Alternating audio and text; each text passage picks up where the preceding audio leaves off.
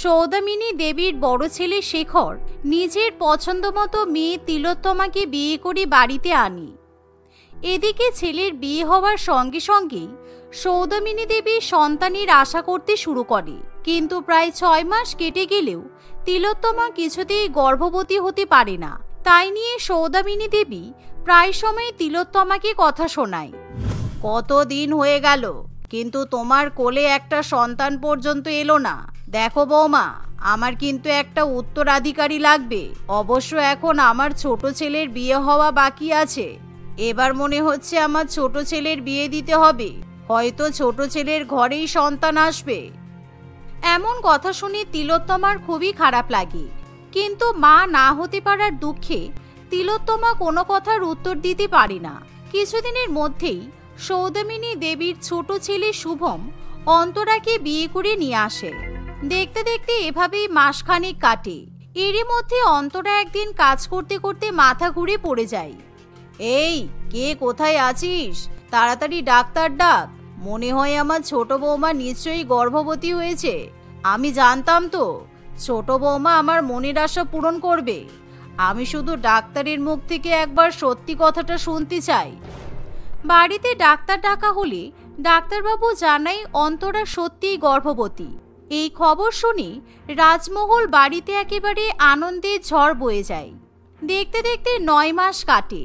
অন্তরা একটা ফুটফুটে পুত্র সন্তানের জন্ম দেয়, যা দেখে সৌদামিনী দেবী অত্যন্ত খুশি।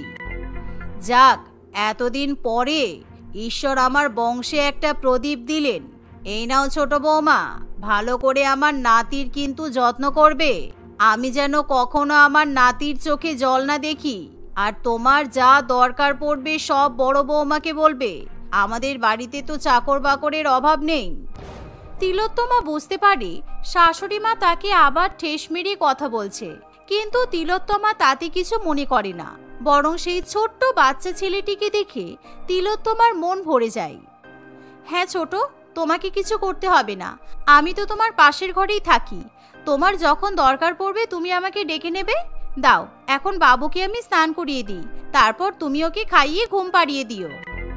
এই শুনে অন্তরা খুবই খুশি হয়। আসলে অন্তরা মোটেই সেই ছোট বাচ্চাটিকে সামলাতে পারে না। তার উপর বাচ্চা ছেলেটি পটি করলে অন্তরার ভীষণই ঘৃণা পায়। তাই অন্তরা তার বড় জায়ের কথা শুনে মনে মনে ভাবে, যাক, আমি সন্তানের মা হয়েছি বলে সবাই আমাকে স্পেশাল ট্রিটমেন্ট দিচ্ছে, তার উপর আবার আমার বাচ্চাকে এরাই দেখবে বলছে। আমার বেশ ভালোই হয়েছে। প্রেগনেন্ট থাকার জন্য আমি কতদিন বন্ধুদের সঙ্গে পার্টি করতে যেতে পারিনি, কিন্তু আমি তো এখন দিব্যি ঘুরতে পারবো। এই ভেবে অন্তরা তার ছেলেকে বড় জায়ের কোলে দিয়ে দেয়। আর সে খুশি হয়ে তার বন্ধুদেরকে গ্রুপ চ্যাটে জানিয়ে দেয় যে আজকে সে বান্ধবীদের একটা পার্টি দেবে। অন্তরা মডার্ন ড্রেস পরে সন্ধ্যাবেলা সেজে গুছে গাড়ি নিয়ে বেরিয়ে যায়। এদিকে সন্তানের দিকে তার কোনো খেয়ালই থাকে না। কিরে, এই তো কদিন আগেই বাচ্চা হলো, তুই এত তাড়াতাড়ি পার্টি ড্রেস পরে আমাদেরকে পার্টি দিতে চলে এলি? তোর শাশুড়ি মা কিছু বললো না? তোকে ঘর সংসারের কাজকর্ম কিছুই করতে হয় না? তুই ভুলে যাচ্ছিস আমার কিন্তু রাজমহল বাড়িতে বিয়ে হয়েছে। আমাদের বাড়িতে প্রচুর চাকর বাকর আছে, তাই আমাকে কিছু করতে হয় না। তার উপর বাচ্চা হওয়ার পর আমাকে তো নিজেকে রানী বলে মনে হয়। বাড়িতে কেউ আমার মুখের উপর একটাও কথা বলে না, কারণ ওই রাজমহল বাড়িতে আমি কিন্তু বংশের প্রদীপ এনেছি। অন্তরা এভাবেই তার রাজমহল শ্বশুরবাড়ির নামে অনেক প্রশংসা করে। রাজমহল বাড়িতে বিয়ে হওয়ার জন্য অন্তরার গাড়ি বাড়ি টাকা পয়সা কোনো কিছুরই অভাব থাকে না। তার উপর সৌদামিনী দেবীও তাকে সবসময় মাথায় করে রাখে। তাই দিনের পর দিন অন্তরার অহংকার যেন আরো বেড়ে যায়। একদিন ছোট বাচ্চাটিকে দুধ খাওয়ানোর সময় হলে তিলোত্তমা তাকে নিয়ে অন্তরার ঘরে আসে। এ কি, অন্তরা কোথায় গেল? বাচ্চাটার তো খুব খিদে পেয়েছে, খুবই কান্নাকাটি করছে। এখন মনে হচ্ছে কেনা দুধ দিয়েই কাজ চালাতে হবে। এমন সময় বাড়ির কাজের মহিলারা সেই ঘটনা দেখে মনে মনে খুবই অসন্তুষ্ট হয়, কারণ দুধের শিশুকে রেখে কাউকে না বলে নতুন মা এভাবে কোথাও যেতে পারে না। কেমন বেয়াক্কেলে মা রে বাবা, এতটুকু দুধের শিশুকে রেখে গাড়ি নিয়ে কোথায় একটা ঘুরতে বেরোলো। বাচ্চার প্রতি যখন কোনো মায়া নেই, তখন এরা বাচ্চার জন্ম দেয় কেন? দাঁড়াও বৌদিমণি, তোমাকে আমি দুধ গরম করে এনে দিচ্ছি, তুমি ওই দুধ বাচ্চাকে খাইয়ে দাও। হয়তো এতদিন বাড়িতে বসে বসে অন্তরার ভালো লাগছিল না, তাই ও একটু বেরিয়েছে। ঠিক আছে, কোনো অসুবিধা নেই, আমি বাচ্চাটাকে দেখে নিতে পারবো। আমাদের পরিবারের সন্তান তো আমারই সন্তান হলো। মাঝে মধ্যে মনে হয় ঈশ্বর ছোট বৌমাকে সন্তান না দিয়ে বরং তোমাকে দিলেই বেশি ভালো হতো। তুমি এই ছোট্ট বাচ্চাটিকে নিজের না হওয়া সত্ত্বেও কত ভালোভাবে যত্ন করে রেখে দিয়েছ, আর এই বাচ্চাটার নিজের মায়ের তো কোনো পাত্তাই নেই। এমন সময় অন্তরা বাড়ি ঢুকে কমলা মাসির কথা শুনে ভীষণই জ্বলে ওঠে। অন্তরা আগে কোনো কথা না বলেই বাচ্চাটিকে নিজের কোলে তুলে নেয়। বর্দি, তুমি তাহলে আমার পেছনে এভাবে বিচিং করো? অবশ্য করবেই বা কি, নিজের বাচ্চা না থাকলে অঢেল সময় পড়ে থাকে। বিচিং ছাড়া তোমার আর কিছু করার নেই। থাক, তোমার আর আমার বাচ্চার যত্ন করতে হবে না, আমি ওকে দেখে নিতে পারবো। তুমি তো কোনোদিনও মা হতে পারোনি। আমি যেহেতু এই মহল বাড়িতে প্রথমবার বাচ্চার জন্ম দিয়েছি, তাই তুমি আমার উপর হিংসা করছো। কিন্তু ছোট জায়ের মুখে এরকম কথা শুনে তিলোত্তমার খুবই খারাপ লাগে। দেখতে দেখতে এভাবেই কিছুদিন কাটে, কিন্তু অন্তরা এখন নিজের ছেলেকে তিলোত্তমার কাছে দেয় না, যার ফলে তিলোত্তমার খুবই খারাপ লাগে। হে ঈশ্বর, যদিও বা আমি আমার ছোট জায়ের বাচ্চাটিকে নিজের কোলে নিতে পারতাম, কিন্তু এখন তো অন্তরা ওর ছেলেকে আমার কাছে আসতেই দেয় না। ছোট শুধু আমাকে ভুল বোঝে। বাচ্চাটাকে ছেড়ে আমি এক মুহূর্তও থাকতে পারছি না। দেখি আমাকে বাচ্চাটা দেয় কি না। এই ভেবে তিলোত্তমা অন্তরার ঘরে যায়। উফ, তুই একটু থামলি? এই কদিন ধরে কানের মাথাটা একদম খেয়ে ফেলেছিস। কতবার তোর ন্যাপি চেঞ্জ করতে লাগে বলতো? উফ বাবারি বাবা, কি সমস্যায় পড়লাম। আমার ম্যানিকিওর পেডিকিওর করা হাত পুরো নষ্ট হয়ে গেল। চুপ করে থাক, তা না হলে মুখে দুধের বোতল গুজে ফেলে রাখবো। অন্তরা, তুমি তোমার বাচ্চার সঙ্গে এরকম করো না। ও তো ছোট্ট একটা বাচ্চা। তুমি যদি ওর সঙ্গে খারাপ ব্যবহার করো, ও কি করে বাঁচবে বলো তো? তুমি যদি বাচ্চাকে না দেখতে পারো, তাহলে আমার কাছে দিয়ে দাও, আমি ওর খুব যত্ন করব। এ কি ছোট বৌমা, তুমি আমাদের বংশের প্রদীপের ঠিকমতো খেয়াল রাখতে পারছো না? শোনো, আমার নাতির জন্যই কিন্তু আমি তোমার মতো একটা মিডল ক্লাস মেয়েকে অ্যাকসেপ্ট করেছি। এত বড় গাড়ি বাড়ি টাকা পয়সা তুমি কিন্তু শুধু এই বাচ্চাটার জন্যই পাচ্ছ, না হলে তোমাকে আমি দুদিনে বাপের বাড়িতে তাড়িয়ে দিতাম। আচ্ছা, তাই নাকি? আপনার বড় বৌমা তো এতদিনে আপনাকে একটা বাচ্চাও দিতে পারলো না। এত বড় মহল শ্বশুর বাড়িতে এতদিন পর্যন্ত বাচ্চার কান্নার আওয়াজ শোনা যায়নি। আমি যখন আপনার মনের আশা পূরণ করেছি, আপনার বংশের প্রদীপে জন্ম দিয়েছি, আপনার তো আমার প্রতি কৃতজ্ঞ থাকা দরকার। তা না করে আপনি আমাকে কথা শোনাচ্ছেন। এভাবেই অন্তরা তার শাশুড়ি মাকে কথা শোনায়। কিন্তু এমন সময় ছোট্ট বাচ্চাটি হামাগুড়ি দিতে দিতে হঠাৎই খাট থেকে পড়ে যাবে, এমন সময় তিলোত্তমা তাকে দেখতে পায়। তাই তিলোত্তমা তখনই বাচ্চাটিকে কোলে তুলে নেয়। অন্তরা, তুমি আমাকে কিংবা মাকে যা খুশি বলতে পারো, কিন্তু আমাদের পরিবারের প্রথম বাচ্চাকে আমি খুব ভালোবাসি। ওর দেখাশোনা করা আমার কর্তব্যের মধ্যে পড়ে। তাই তুমি আমাকে হাজার কথা শোনালেও আমি কিন্তু বাবুর খেয়াল ঠিকই রাখবো। এই বলে তিলোত্তমা বাচ্চাটিকে নিয়ে চলে যায়। দেখতে দেখতে এভাবে দু একদিন কাটে। এরই মধ্যে শুভম একদিন বাড়িতে এসে বলে, মা, আমাদের রাজমহল বাড়িতে আমাদের প্রথম বাচ্চার অনুষ্ঠান কিন্তু খুব বড় করে করা হবে। আর কোথায় কিরকম ভাবে ডেকোরেশন করা হবে বা কি কি হবে সবকিছু ঠিক করে রেখেছি, তুমি একবার চেক করে দেখে নাও। আর গ্রামের সমস্ত লোকজনদেরকেও কিন্তু নিমন্ত্রণ করা হবে, আমাদের বাড়ির প্রথম বাচ্চা বলে কথা। সবাই ছোট্ট বাচ্চাটির মুখে ভাতের অনুষ্ঠান নিয়ে খুবই উৎসাহিত হয়ে পড়ে। কোন জামা কাপড় পরবে, কেমন জুতা পরবে, কিভাবে সে পার্টিতে ভালো করে সাজগোজ করতে পারবে, এই নিয়ে ব্যস্ত থাকে। ছোট্ট বাচ্চাটির দিকে তার কোনো খেয়াল থাকে না। অন্যদিকে তিলোত্তমা চুপি চুপি ঘরে এসে বাচ্চাটিকে দুধ খাইয়ে যায়, তাকে ঘুম পাড়িয়ে দেয়। অন্যদিকে অন্তরা শুধুমাত্র নিজেকে নিয়েই ব্যস্ত থাকে। আমাদের এই রাজমহল বাড়িতে বংশের প্রথম বাচ্চার মুখে ভাতের অনুষ্ঠান হবে, নিশ্চয়ই অনেক লোকজন আসবে। তবে বাচ্চাটা তো আমারই, তাই সবাই আমাকেই আগে দেখবে। আমাকে কিন্তু নিজেকে খুব সুন্দর করে প্রেজেন্ট করতে হবে। এই ভেবে অন্তরা দামি দামি ডিজাইনার জিনিসপত্র অনলাইনে অর্ডার করে। বাড়ির কাউকে না বলে সে বাচ্চাটিকে ঘরে রেখে মাঝে মধ্যেই শপিংয়ে চলে যায়। এমনই একদিন অন্তরা কাউকে কিছু না বলে শপিং করতে চলে যায়। সে যখন শপিং করে বাড়িতে ফিরে আসে, রাজমহলে বিয়ে করে তুমি কি সাপের 5 পা দেখেছ? ছোট বাচ্চাটাকে তুমি একা ছেড়ে কোথায় গিয়েছিলে? যখন তখন নিজের খুশি মতো দামি দামি গাড়ি চড়ে ঘুরে বেড়াচ্ছ, এদিকে বাচ্চার দিকে তোমার তো কোনো খেয়াল নেই। উফ মা, আপনি আবার শুরু করলেন? আরে বাবা, আমারই তো বাচ্চার মুখে ভাতের অনুষ্ঠান হবে, তাই শপিং করতে গিয়েছিলাম। আমার বাচ্চাকে লোকে দেখতে আসবে, আমি একটু সেজেগুজে থাকবো না, তা হতে পারে? এভাবেই দেখতে দেখতে মুখে ভাতের অনুষ্ঠানের দিন চলে আসে। সেদিন অন্তরা প্রত্যেক ঘন্টায় ঘন্টায় একটা একটা করে নতুন নতুন জামা পরে ফটোশুট করতে ব্যস্ত থাকে। অন্যদিকে তার বাচ্চা ছেলেটি কাঁদতেই থাকে, কিন্তু সেদিকে তার কোনো ভ্রুক্ষেপ নেই।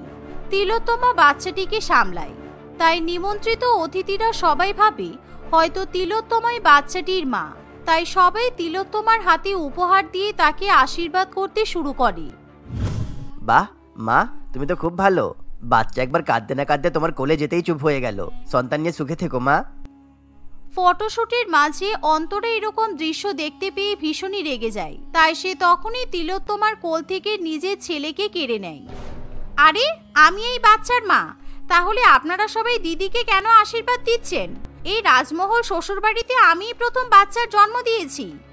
তুমি যখন বাচ্চার আসল মা, তাহলে আসল মায়ের মতো আচরণ করো।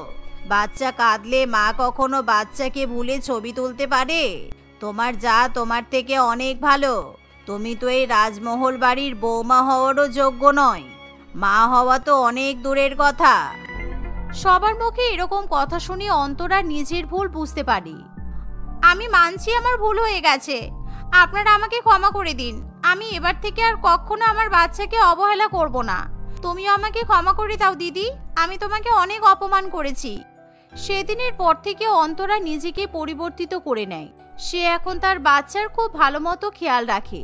আর ঈশ্বরের কৃপায় কয়েকদিনের মধ্যে তিলোত্তমাও গর্ভবতী হয়ে ওঠে, যার ফলে বাড়িতে আবার খুশির আমেজ বয়ে যায়। কালীপদবাবু তার স্ত্রী কাঞ্চনা দেবী এবং 3 মেয়ে জয়া, মেঘা ও রিমির সঙ্গে বাস করত।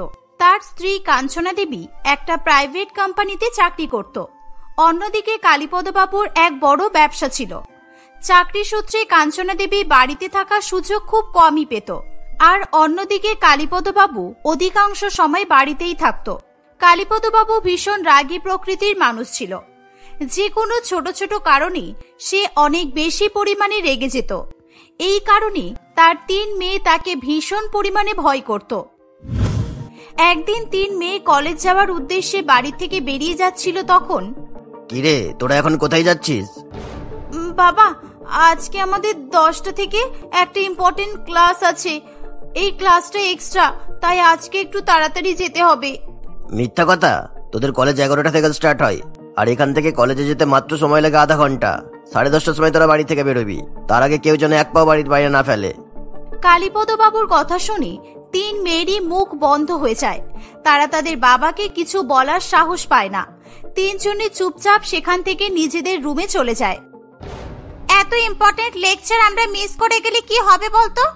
এই, আমি বরং একটা কাজ করি, রিঙ্কিকে ফোন করে বলি ও যেন ভিডিও কল করে আমাদেরকে ক্লাসটা করতে সাহায্য করে, তাহলে আমরা স্যারের ক্লাসটা ঠিকমতো করতে পারবো। মেঘা তাদের বন্ধু রিঙ্কিকে ফোন করে এবং তাদেরকে হেল্প করার জন্য বলে। 10টার সময় রিঙ্কি তাদেরকে ভিডিও কল করে স্যারের ক্লাস করার সুযোগ করে দেয়। 3 বোন খাতা পেন নিয়ে ক্লাস করার জন্য বসে পড়ে। তারা 3 জনেই পড়াশোনায় খুবই ভালো ছিল, আর তারা কলেজের কোনো ক্লাসই মিস করতে চাইতো না। যে কোনো সিচুয়েশনে তারা সবসময় পড়াশোনা চালিয়ে যাওয়ার জন্য প্রস্তুত ছিল। কিন্তু তাদের পড়াশোনার প্রতি একটাই বাধা ছিল, তারা তাদের বাবাকে ভীষণ পরিমাণে ভয় করত। তাই মাঝে মধ্যেই তাদের পড়াশোনার ক্ষতি হয়ে যেত। 3 মেয়ে ঘরের মধ্যে কি করছে কালীপদবাবু দেখতে এলে দরজার বাইরে থেকে ভিডিও কলের আওয়াজ সে শুনতে পায়। সে খুবই রেগে গিয়ে দরজা ঠকঠক করতে শুরু করে। এই, কি করছিস তোরা? কি করছিস? দরজা বন্ধ করে দরজা খোল বলছি, খোল দরজা। কি হলো? দরজা খুলতে কতক্ষণ লাগে? বাবার গলার আওয়াজ পেয়ে 3 বোন ঠকঠক করে কাঁপতে শুরু করে। এই আমরা ভিডিও কলে ক্লাস করছি, বাবা দেখলে খুব বকবে, তাড়াতাড়ি ফোনটা কেটে দে। আর রিমি, দরজাটা খোল তাড়াতাড়ি। মেঘা তাড়াতাড়ি করে ভিডিও কলটা কেটে দেয়, আর রিমি দরজা খুললে তার বাবা ঘরের মধ্যে ঢুকে এসে চেঁচাতে শুরু করে। কি করছিলি তোরা তিনজনে? কি করছিলি বল? আমি কিছু জিজ্ঞাসা করছি, আমার প্রশ্নের উত্তর দে। মুখ বন্ধ করে থাকবি না বলে দিলাম। আর আমি কোনো মিথ্যা কথা শুনতে চাই না, আমি তোদের মুখ থেকে সত্যিটাই জানতে চাই। বাবা, আমরা তো আগেই বললাম 10টা থেকে আমাদের কলেজে ক্লাস ছিল।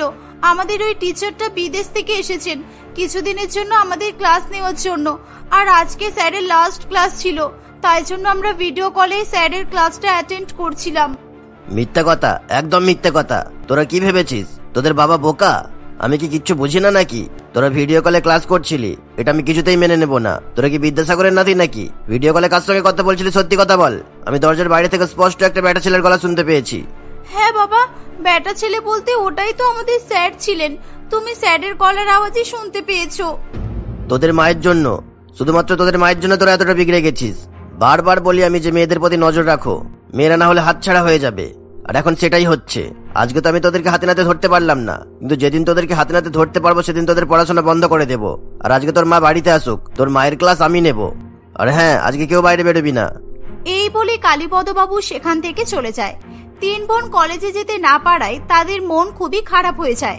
তারা দুঃখী হয়ে কান্নাকাটি করতে থাকে। কাঞ্চনা দেবী বাড়িতে এলে কালীপদবাবু তাকেও খুব বকাবকি করে। কাঞ্চনা দেবী অযথা ঝগড়া ঝামেলা পছন্দ করত না বলে এবং তার স্বামীকে প্রচুর পরিমাণে ভয় করত বলে বেশিরভাগ সময় সে চুপ করে তার স্বামীর সব কথা শুনে নিত। পরের দিন সকালবেলা 3 বোন তৈরি হয়ে আবার কলেজের জন্য যাচ্ছিল। তখন তাদের বাবা বলে, এই তোরা তিনজন কোথায় যাচ্ছিস? হ্যাঁ বাবা, আমরা কলেজে যাচ্ছি। তুমি রোজ রোজ একই প্রশ্ন করো কেন? দেখো এখন তো 10:30 বাজে, আর আমরা 10:30টার সময় তো বাড়ি থেকে বেরোচ্ছি। তোদেরকে কিছু বলা হচ্ছে না বলে তোরা মুখে মুখে তর্ক করা শিখেছিস, তাই না? তোদেরকে দেখে মনে হচ্ছে না যে তোরা কলেজে যাচ্ছিস। এত সেজেগুজে মেকআপ করে তোরা কি ফ্যাশন শো করতে যাচ্ছিস? কলেজে পড়াশোনা করতে যাস নাকি স্টাইল মারতে যাস বল? বাবা, আমরা তো কিছুই মেকআপ করিনি, শুধু হালকা করে একটু লিপস্টিক পরেছি। ঠিক আছে বাবা, আমাদের ভুল হয়ে গেছে, আমরা এখনই মুখ ধুয়ে নিচ্ছি। হ্যাঁ, সে তো তোরা মুখ ধুয়েই কলেজে যাবি, কিন্তু তোরা আজকে একা একা কলেজে যাবি না। আজ থেকে তোদের মা তোদেরকে কলেজে দিয়ে আসবে, আর কলেজ ছুটির সময় আমি তোদেরকে কলেজ থেকে বাড়ি নিয়ে আসবো। ঠিক আছে বাবা, তাহলে তো খুবই ভালো হবে, আমাদের কোনো অসুবিধা নেই। আমরা তাহলে মায়ের সঙ্গে বেরিয়ে যাচ্ছি। এভাবেই কালীপদবাবু কারণে অকারণে সবসময় তার মেয়েদের উপর সন্দেহ করত, সবসময় তাদেরকে শাসন অনুশাসনের গণ্ডিতে বেঁধে রাখার চেষ্টা করত। এরকম ভাবে সময় কাটতে থাকে। একদিন সন্ধ্যাবেলা 3 বোন যখন পড়াশোনা করছিল, তখন রিঙ্কি মেঘার ফোনে ফোন করে। এখন আবার কে ফোন করলো? ও, রিঙ্কি ফোন করেছে। এই দাঁড়া তো একটু, তোরা আস্তে আস্তে কথা বল। হ্যালো রিঙ্কি, বল। হ্যাঁ মেঘা, শুনতে পাচ্ছিস? চৈতালি ম্যাডাম আজকে যে নোটসগুলো দিয়েছে, ওই নোটসগুলো তোদের কাছে আছে তো? ম্যাডাম আমাদেরকে বলেছেন তোদের কাছ থেকে ওই নোটসগুলো জেরক্স করে নিতে। আমাদের ক্লাসে টোটাল 35 জন নোট জেরক্স করবে বলেছে। তোরা কালকে কলেজে ঢোকার আগে জেরক্সের দোকানে জেরক্স করতে বলে দিবি। আমি সবার কাছ থেকে টাকা তুলে জেরক্স করে নিয়ে আসবো। আচ্ছা আচ্ছা, ঠিক আছে। অনেকগুলো পেয়ে যাচ্ছি, কিন্তু জেরক্স করতে অনেক টাকা লেগে যাবে। তুই সবাইকে বলেছিস তো? জেরক্স না করে গ্রুপে ফটো তুলে পাঠিয়ে দিলে তো বেশি ভালো হবে মনে হচ্ছে, টাকা বেঁচে যাবে। মেঘা যখন রিঙ্কির সঙ্গে ফোনে কথা বলছিল, ঠিক তখনই সেখানে তার বাবা চলে আসে। মেঘাকে ফোনে কথা বলতে দেখে কালীপদবাবু ভীষণ পরিমাণে রেগে যায়। এই, কার সাথে ফোনে কথা বলছিলিস তুই? হ্যাঁ, পড়াশোনার নাম করে তাহলে এসব চলছে? কে ছিল ফোনে? বাবা, আমি তো আমার বন্ধু রিঙ্কির সঙ্গে দরকারি কথা বলছিলাম, কলেজের নোটসের ব্যাপারে। আচ্ছা তাই, রিঙ্কির সঙ্গে কথা বলছিলি নাকি কোনো ছেলের সঙ্গে কথা বলছিলি? সত্যি করে বল। রিঙ্কির সঙ্গে কথা বললে আমাকে দেখে চুপ করে গেলি কেন? দে ফোনটা, দে দেখি তোর ফোনটা, দে বলছি। তোমার বিশ্বাস হচ্ছে না তো? এই নাও, তুমি ফোন নিয়ে দেখে নাও আমি কার সাথে কথা বলছিলাম। এই, একদম উঁচু গলায় কথা বলবি না বলে দিলাম। মেয়েদেরকে উঁচু গলায় কথা বললে একদমই মানাই না। মেয়ে হয়ে জন্মেছিস, মেয়েদের মতোই থাকবি। দে তোদের ফোনগুলো দে আমাকে। তোদের 3 জনেরই ফোন আজ থেকে আমার কাছেই থাকবে। আমিও দেখবো তোদেরকে কে মেসেজ করে, আর হোয়াটসঅ্যাপ গ্রুপে কি মেসেজ আছে, আর কে বা তোদেরকে ফোন করে। কালীপদবাবু কোনো কথা শোনে না। সে জোর করে তার 3 মেয়ের কাছ থেকে ফোন নিয়ে সেখান থেকে চলে যায়। 3 বোনেরই মন খুব খারাপ হয়ে যায়। তারা পড়াশোনায় খুবই ভালো হওয়ায় তারা কখনোই ফোন ঘেঁটে নিজেদের সময় নষ্ট করত না। তারা কেবলমাত্র পড়াশোনার কাজেই ফোন ব্যবহার করত। তারা গুগল থেকে নানান রকম ইনফরমেশন কালেক্ট করে নোটস তৈরি করত। শুধু তাই নয়, নিজেদের নলেজ বাড়ানোর জন্য ইউটিউবের ক্লাসও করত। কিন্তু তাদের রাগী বাবার জন্য সেই সুযোগ তাদের হাতছাড়া হয়ে যায়। দেখতে দেখতে আরো কিছুদিন কাটে। একদিন জয়া ভুল করে তার একটা দরকারি খাতা কলেজে ফেলে এসেছিল। রাজা জয়াকে খাতাটা দিতে তাদের বাড়িতে আসে। থ্যাংক ইউ রাজা, আমাকে খাতাটা দিতে আসার জন্য। খাতাটা না পেলে সত্যি আমি পাগল হয়ে যেতাম। কালীপদ বাবু রাজাকে জয়ের সঙ্গে কথা বলতে দেখে খুবই রেগে যায়। এই কি হচ্ছেটা কি এখানে? এই জয়া, তুই কি করে সাহস পেলে এই ছেলেটিকে বাড়িতে ডাকার? কে এই ছেলেটা? আর এই ছেলেটাকে তুই বাড়িতে ডেকেছিস কেন? বাবা, এটা আমার বন্ধু, আমাদের সঙ্গে একই কলেজে পড়ে। আমি একটা দরকারি খাতা কলেজে ফেলে এসেছিলাম, আর এ আমাকে খাতাটাই দিতে এসেছে। এই দেখো। এই খাতাটা একটা অজুহাত, এছাড়া আর কিছুই নয়। আমি সব বুঝেছি। একটা ছেলে কখনোই একটা মেয়ের বন্ধু হতে পারে না। আমি বলেছিলাম না, যেদিন হাতে নাতে ধরবো সেদিন তোদের কপালে খুব দুঃখ হবে। এই বলে কালীপদ বাবু জয়াকে খুব মারধর করে। শুধু তাই নয়, সে জয়ার বন্ধু রাজাকেও অনেক মারধর করে। এই ঘটনার পর থেকে কালীপদ বাবু জয়াকে আর কলেজে যেতে দেয় না। তার পড়াশোনা পুরোপুরি বন্ধ করে দেয়। জয়া অনেকবার করে তার বাবার কাছে ক্ষমা চাইলেও তার বাবা কিছুতেই তাকে কলেজে যেতে দেয় না। মেঘা এবং রিমি দুজনে এখন খুবই ভয়ে ভয়ে চলাফেরা করত। একদিন, বাবা, তোমার সঙ্গে একটা কথা ছিল। আমরা দুজনেই চাকরির পরীক্ষা দিতে চাই, আর তার জন্য ফর্ম ফিল আপ করতে হবে। ফর্ম ফিল আপের জন্য আমাদের দুজনের 2000 টাকা লাগবে। কি হবে চাকরির পরীক্ষা দিয়ে? 4টে পরীক্ষা দিয়ে কি তোরা চাকরি পেয়ে যাবি নাকি? তোরা কোনো কর্মের না, শুধু বাবা মাকে ঠকিয়ে টাকা হাতে বন্ধুদের সঙ্গে মজা করার ধান্দা, আর কিছুই নয়। ফর্ম ফিল আপের টাকা আমি দেবো না, আর তোদের মাও তোদেরকে কোনো টাকা দেবে না। কোনো রকমে তোদের দুজনের কলেজটা শেষ হয়ে গেলে তোদের তিনজনেরই আমি একসঙ্গে বিয়ে দিয়ে দেবো। কালীপদ বাবু কিছুতেই তার মেয়েদেরকে ফর্ম ফিল আপের টাকা দেয় না। এভাবেই দেখতে দেখতে কয়েক মাস কেটে যায়। একদিন কালীপদ বাবু চায়ের দোকানে বসে যখন খবরের কাগজ পড়ছিল, তখন খবরের কাগজে সে তার মেজ মেয়ে মেঘার ফটো দেখে অবাক হয়ে যায়। এ কি? এটা আমার মেয়ে কি করে হতে পারে? মেঘা এত ভালো একটা চাকরি কি করে পেল? কালীপদ বাবু তৎক্ষণাৎ বাড়ি ফিরে আসে। বাড়ি এসে দেখে যে তাদের বাড়িতে মিডিয়ার লোকজন ভিড় করে দাঁড়িয়ে আছে এবং তারা মেঘার কাছ থেকে ইন্টারভিউ নিচ্ছে। আমার এই সাফল্যের পেছনে পুরোপুরি আমার বাবা মায়ের কৃতিত্ব আছে। বিশেষ করে আমার বাবা জীবনের প্রতিটা পদক্ষেপে আমাদের সাপোর্ট করেছে, আমাদেরকে সাহায্য করেছে, আমাদেরকে পড়াশোনা করার ক্ষেত্রে উৎসাহিত করেছে। আজকে আমি যা কিছু শুধুমাত্র আমার বাবা মায়ের জন্য। মেঘার মুখে এমন কথা শুনে কালীপদ বাবু তার ভুল বুঝতে পারে। তার চোখ থেকে অঝরে জল পড়তে থাকে। মিডিয়ার লোকেরা চলে গেলে কালীপদ বাবু তার মেয়েদেরকে বলে, মেঘা, তুই ফর্ম ফিল আপের টাকা কোথায় পেলি? আমি তো তোকে কোনো টাকা দিইনি।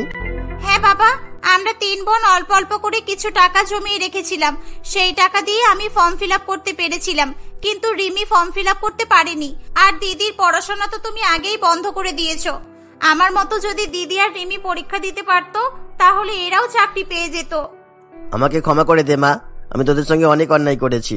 তোদেরকে সব সময় শাসন করেছি, কোনোদিনও তোদেরকে ভালোবেসে তোদের পাশে এসে দাঁড়াইনি। আজ থেকে আমি সব সময় তোদের পাশে থাকবো। জয়া মা, তুই আবার কলেজে যাবি। মেঘা যেমন আমার মুখ উজ্জ্বল করেছে, আমিও চাই তোরা দুজন আমার মুখ উজ্জ্বল করিস। এভাবেই সেদিনের পর থেকে কালীপদ বাবু পুরোপুরি নিজেকে পরিবর্তিত করে ফেলে। তার 3 মেয়ে জীবনে যাতে আরো বেশি উন্নতি করতে পারে, সে সবসময় সেই প্রচেষ্টাতেই থাকে। এভাবেই তারা সবাই মিলে হাসি খুশি জীবনযাপন করতে থাকে।